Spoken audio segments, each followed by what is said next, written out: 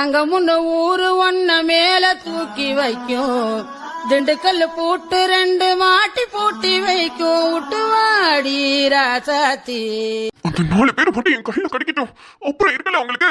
சரி அத்தா, நான் போன் வைக்கிறேன், அப்புறம் பேசுறேன். அன்பினியா வால. ஹே ஹே நவுரு நவுரு நவுரு. வா அன்பினியா. பொன்னி காரு. காரா.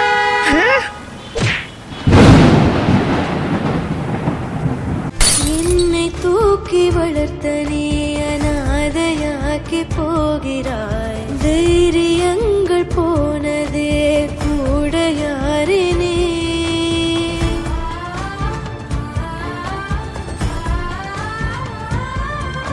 உன் சுகம் தீர்த்த என்னை நின்று தெருவில் வீசிவிட்டாய். வலி கொண்ட என் நெஞ்சம் எப்போதும் உன்னையே கேட்கிறதே.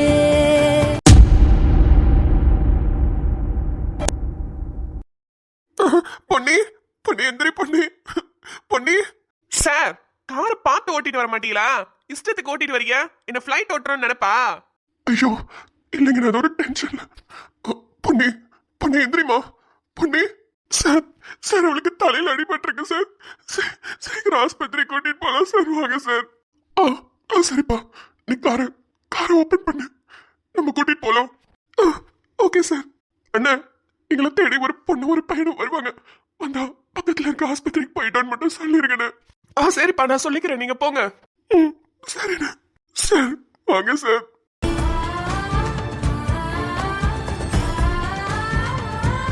பொண்ணு சார் போங்க சார். அந்த பிள்ளைக்கு தலையில ரத்தம் ரொம்ப வடியுது சார். போய் சீக்கிரம் ஆஸ்பத்திரியில சேருங்க. சரி.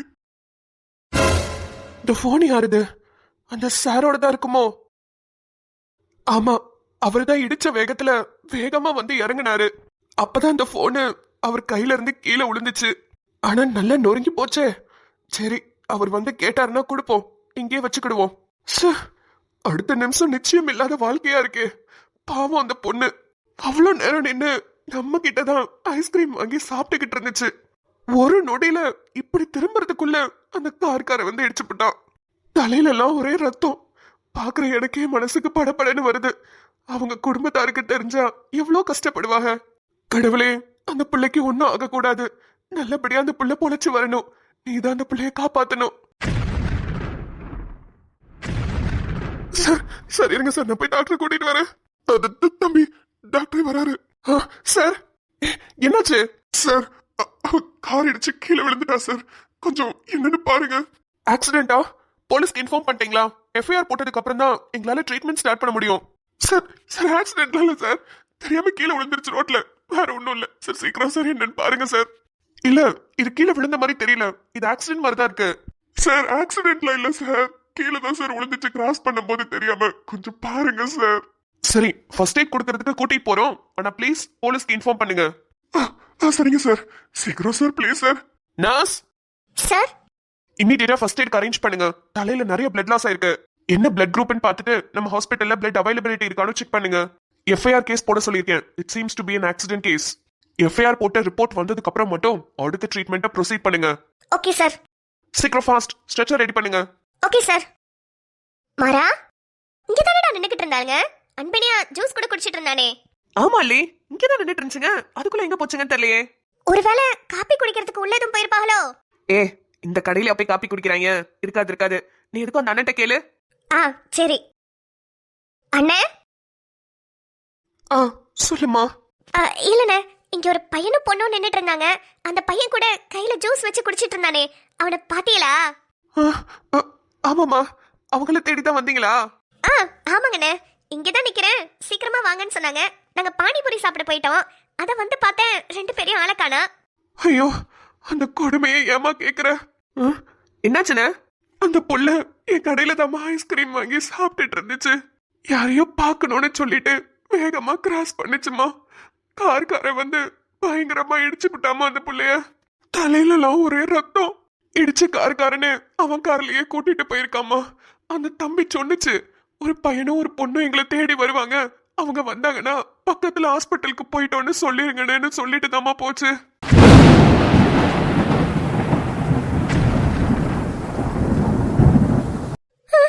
ஐயோ, என்ன சொல்றீங்க? பொன்னி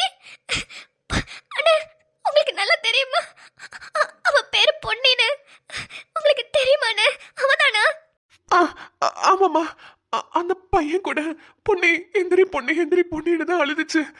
நான் நினைக்கிறேன் அந்த பிள்ளையா தான் இருக்கும்னு. ஒரு நீல கலர் தாவணி போட்டுட்டு என்கிட்ட ஐஸ் வாங்கி சாப்பிட்டுச்சம்மா. அந்த பிள்ளைதான். கண்ணாடி கூட போட்டிருக்குமே.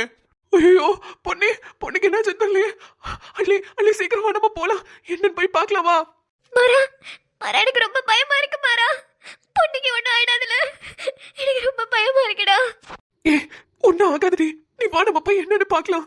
அன்பனி அங்க தனியா தவச்சுக்கிட்டு இருப்பான். என்னன்னு தெரியல. வா போலாம். சரிடா அண்ணே. அண்ணே ரொம்ப தேங்க்ஸ். நான் போய் அவளுக்கு என்னாச்சுன்னு பாக்குறேனே. சரிங்கப்பா போய் பாருங்க.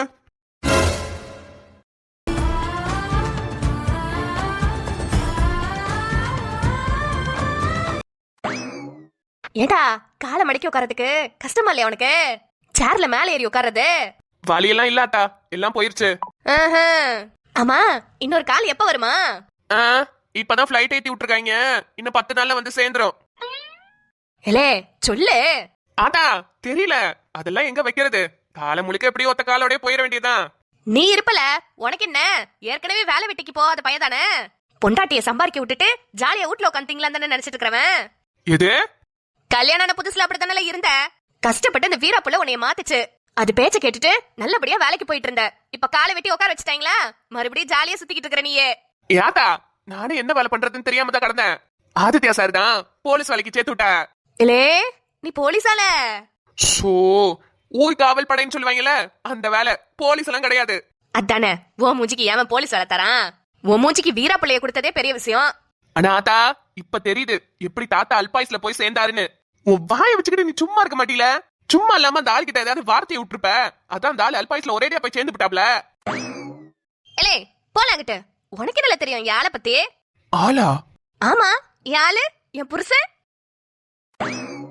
ஹலோ என்ன நடக்குதுங்க? ஊரு கதையா?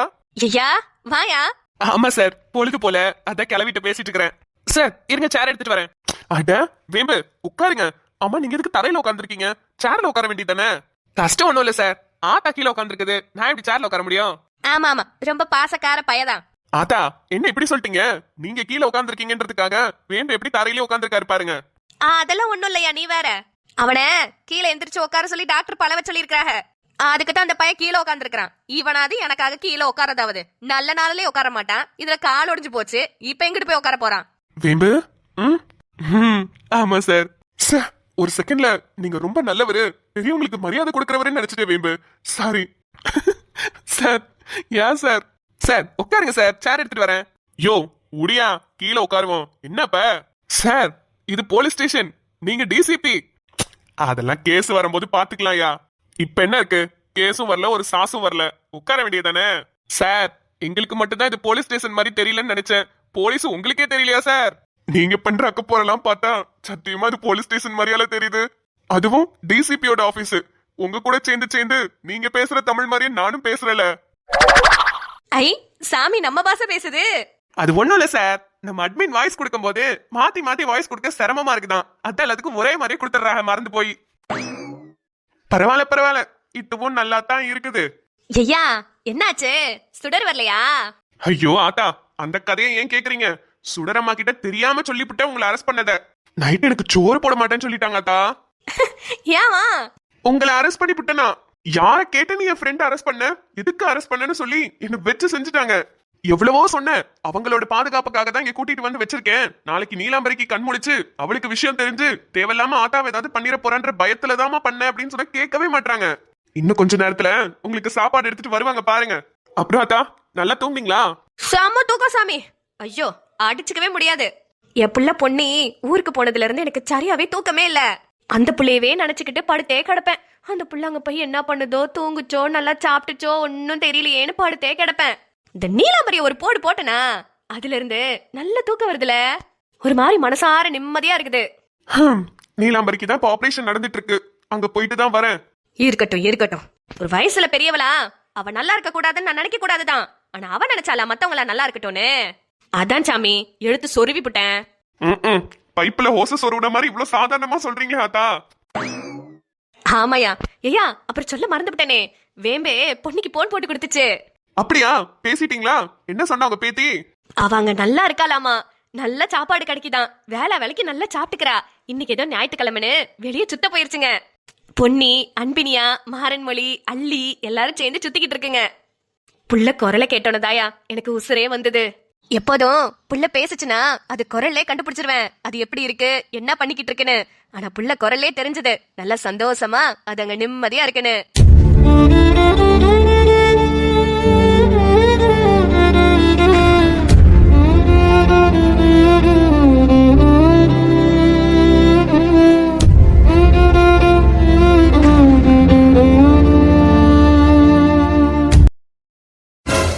ஏத்தா வீரா, நீ என்னத்துக்கு போலீஸ் ஸ்டேஷன் பக்கம் வந்திருக்கிற?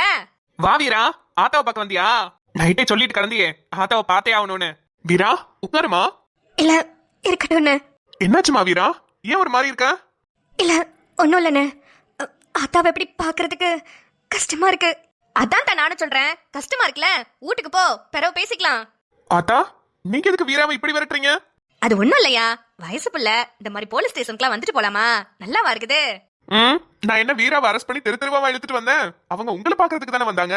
இதுக்கு கூடவா போலீஸ் ஸ்டேஷன் வாசல் மிதிக்க கூடாது? ஐயா நான் அப்படி சொல்லலையா, இருந்தாலும் ஆத்தா வீரா நீ போ சாமி, நீ போ வீட்டுக்கு. எப்படி ஆத்தா நிம்மதியா வீட்டுக்கு போறது? நான் இருக்க வேண்டிய இடத்துல நீங்க இருக்கீங்களே. நீ இருக்க வேண்டிய இடத்துலயா? என்ன வீரா சொல்ற? வீரா எதையாவது உளறிக்கிட்டு இருக்காத, நீ போ சாமி, நான் வந்துருவேன். சார் சார் நியாயப்படி பார்த்தா நீங்க என்னதான் அரெஸ்ட் பண்ணணும், ஆத்தா எந்த தப்பும் பண்ணல சார். வீரா எனக்கு புரியல, என்ன சொல்ல வரீங்க? ஹே, உன்னை ஏன்டி அரெஸ்ட் பண்ணணும்? நீ என்ன சொல்லிக்கிட்டு இருக்கறவ? ஐயா அது சும்மா ஏதோ பேசிட்டு கிடக்குது, அதை விட்டுப்படுங்க. வீரா நீ வீட்டுக்கு போ. இல்ல இதுக்கு மேல நான் உண்மையை சொல்லாம இருந்தேனா என் மனசாட்சி என்ன கொன்றும். அது என்ன, உண்மையை சொல்ல போனோம்னா நான் தான் ஆத்தா கிட்ட போய், வீரா ஆத்தா நீங்க சும்மா கிடங்க, அது என்ன கேட்டுக்கோங்க, நான் தான் ஆத்தா கிட்ட சொன்னேன், அந்த நீலாம்பரிய நான் கொல்லாம விட மாட்டேன், அவ என் புருஷனோட காலையே வெட்டிட்டான், அவளுக்கான தண்டனைய நானே கொடுப்பேன்னு அன்னைக்கு ஆத்தா கிட்ட நான் தான் சொன்னேன். அப்ப கூட ஆத்தா சொன்னுச்சு, அவனுக்கும் கால் உடைஞ்சு போச்சு, நீ மட்டும்தான் அவனை நல்லா பாத்துக்கிட முடியும், நீயும் அந்த நீலாம்பரி எதையாவது பண்ணிவிட்டு ஜெயிலுக்கு போயிடாத, அப்புறம் வேம்பு பாவம்னு சொன்னுச்சு. ஆனா அதுக்கப்புறம் அந்த நீலாம்பரிய நான் பாத்துக்கிடுறேன்னு சொன்னுச்சு. ஆத்தாப்ப ஜெயில இருக்கிறதுக்கு முழுக்க முழுக்க காரணமே நான் தான். அது பாட்டுக்கு சும்மா தானே கிடந்துச்சு, நான் சொல்ல போய் தான் எங்க நான் ஏதாவது பண்ணி நான் ஜெயிலுக்கு போயிருவேணும்னு எனக்கு முன்னாடி ஆத்தா போய் நீலாம்பரிய கத்தியாலேயே குத்திருச்சு. ஆத்தா, என்னடா விளங்காதவனே, என்ன அப்படி உண்மையாவே எனக்காக தான் பண்ணியா? லே உனக்காக நான் எதுக்குல பண்ணணும், நான் என் வீராக்காக தான் பண்ணேன். அந்த பிள்ளை பாட்டுக்கு எதையாவது ஒண்ணு பண்ணிவிட்டு இந்த சின்ன வயசுல ஜெயில உட்காந்துக்கிடுச்சுன்னா எனக்கு என்ன, இன்னைக்கோ நாளைக்கோன்னு கிடக்குறேன், பொண்ணிய பாத்துக்கிறதுக்கு தான் இத்தனை பேர் கிடக்குறீங்களே. இந்த வயசான காலத்துல நான் ஜெயில கிடந்தா என்ன, வீட்டுல கிடந்தா என்ன, எல்லாம் ஒண்ணு தானே. லே வேம்பு, உன் கால் உடஞ்சு போச்சுன்னு வீரா ரொம்ப வருத்தப்பட்டுச்சுல, அது வருத்தப்படுறதுனால பார்க்க முடியல. பிறகு நீ மட்டும் இங்கிட்ட அங்கிட்ட எப்படி ஓடி ஆடி திரிவ, எத்தனை பிள்ளைல வம்பளுத்துட்டு கிடப்ப, ஒரு பொம்பளை பிள்ளை உன்னை மீறிட்டு நடமாட முடியுமா ரோட்டுல? அப்படி இருந்த பையன் இன்னைக்கு ஊருக்குள்ள ஆளே பார்க்க முடியல, ஒளிஞ்சு ஒளிஞ்சு போறவன், இதுக்கெல்லாம் யார் காரணம்? அந்த பொம்பளை தானே காரணம். எல்லாத்தையும் பண்ணிட்டு அவன் நல்லா நடமாடிட்டு கிடப்பா, நம்மள வீட்டுக்குள்ள ஒடுங்கி கிடக்கணுமா என்னத்துக்கு?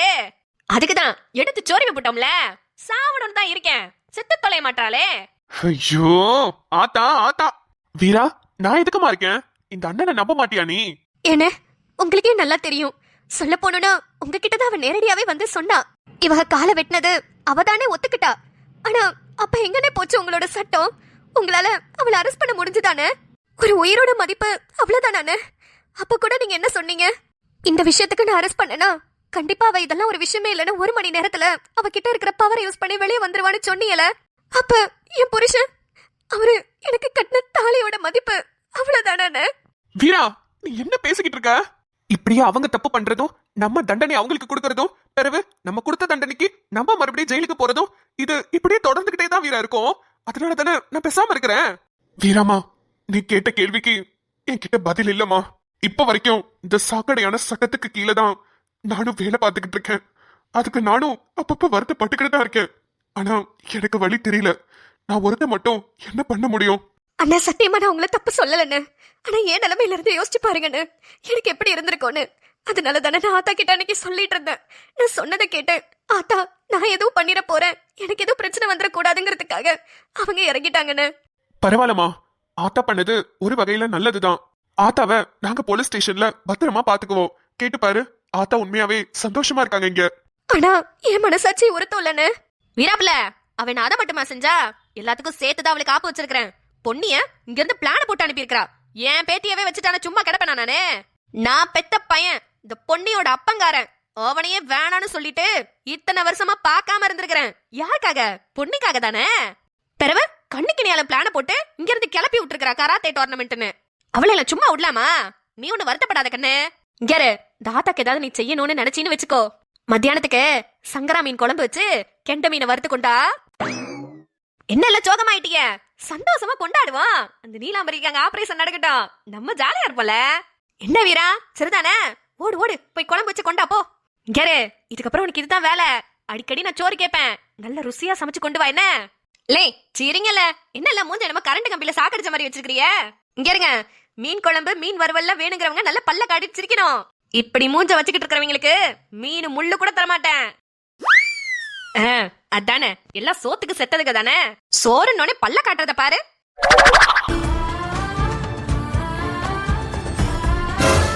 லே அங்கடியா வரா அல்லே. அன்பனியா, பொண்ணுக்கு என்னல ஆச்சு? நீங்க ரெண்டு பேரும் ரோட்டோரமா நின்னு ஜூஸ் தணல குடிச்சிட்டு இருந்தீங்க. பொண்ணுக்கு எப்படில இப்படி ஆச்சு? உங்களை பார்க்க வரதுக்காக ரோட கிராஸ் பண்ண நாள்லே அப்ப என்ன கூப்பிட்டா நான் வரேன்னு சொல்லிட்டு திரும்ப போதுதான் காரு வந்து இடிச்சிருச்சு. கார் இடிச்சிருச்சா? ஐயோ பொண்ணே. டாக்டர் என்னல சொன்னாங்க? இன்னும் வெளியே வரல. இப்பதான் உள்ள கூட்டிட்டு போயிருக்காங்க. அவ தலையில இருந்து ரத்தம் வர ஆரம்பிச்சிருச்சுல. ரொம்ப பயமா இருக்கு. பொன்னிய யாருல இடிச்சது? அந்த ஆளுங்கள இடிச்சிட்டு எனக்கு என்னன்னு போயிட்டானா? பொன்னிய இடிச்சது வேற யாரும் இல்லல்ல, இந்த ஆளுதான்ல. இவரா? ஆமா, இந்த ஆளுதான்.